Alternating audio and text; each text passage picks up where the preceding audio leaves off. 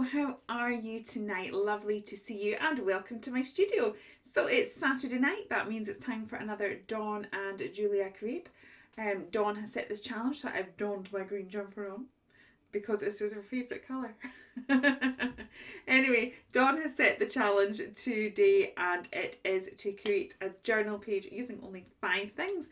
So without further ado, I'm just going to have a rummage around, see what we're going to create with tonight, and let's just get started.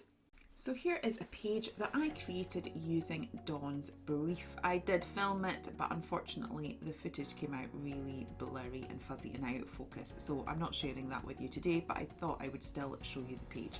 So I used an image from my bit box, a stamp, ink, one of Dawn's sentiments and a pen to create that page. But I am going to create a page with you, otherwise that would have been an incredibly short, pointless video.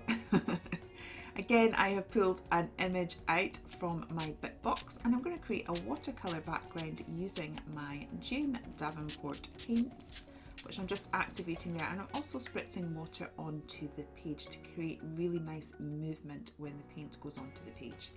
So I am going for a galaxy effect. I am going to be creating galaxy effects in a lot more detail in a video coming in November. So if that's something you'd be interested in, you might want to consider liking and subscribing so that you can catch that video.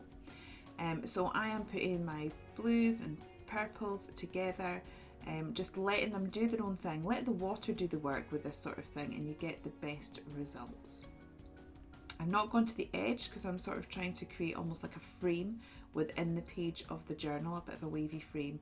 So that's why I've not gone quite to the edge. And now I'm going in with the darkest colour here just to create darken the corners and to sort of frame the whole piece a little bit more. There's quite a lot of water there, so I just sort of tipped it into the page itself.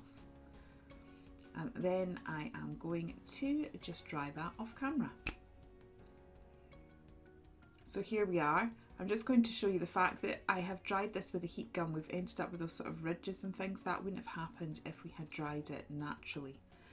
Now, the cool thing about water is I'm still only on my second thing that I've used. But the fact you use watercolours, there's a lot of techniques that you can do to build layers and effect. And I'm literally just using my paints and water. So I've sort of used water and made a little circle, and now I'm splashing it all over the page. Just wait for a few seconds, let the water do its thing, and then lift it up and look at that result that we have got. It creates a sort of resist. So I'm doing the same thing again, but just trying to create a few soft clouds in the background. So we've created a really impactful background, and so far we've still only used 2 products.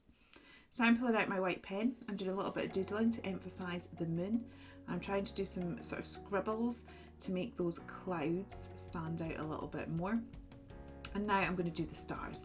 Basically this is lots and lots and lots of dotting, so I've come back once I have done all of that. And there we go, that's all done. I'm just taking a few of those little dots, 5 because I like to work in uneven numbers, and turning them into little stars, just to complete our starry night or galaxy effect.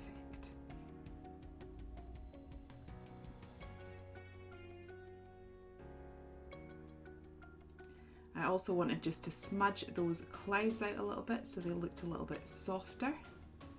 So I'm kind of scribbling on again and sort of pushing it around with my finger just to sort of smudge it out a bit. I am then just going to take my black pen, so I've now gone on to my 3rd item from my list, and I'm just emphasising that border I created by creating a little doodle border around it.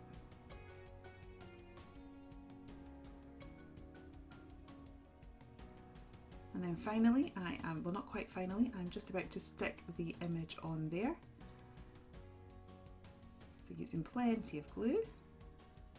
The advantage of doing voiceover is you don't have to see me struggle with the glue, as always.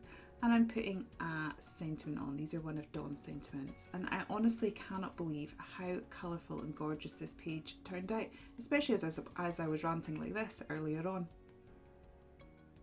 I need a black pen and a white pen. That is essential. I cannot craft without a black pen and a white pen.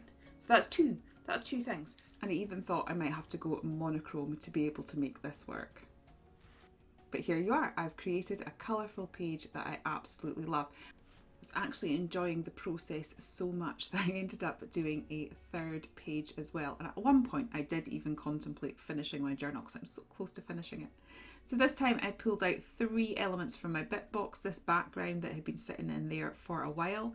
Again, I took a coloured image from my bit box and some of Dawn's sentiments and a black pen. So just start off by outlining that background first of all and gluing that on. Then I need to fussy cut this out, this gorgeous bird. So that's a digital image. I've got a little scrap of paper there. So I'm just going to lay that down the side. This is going to be a really simple page. Just lay that down the side and tuck the tuck the little bird even in. And then trim off the edges to make it nice and neat.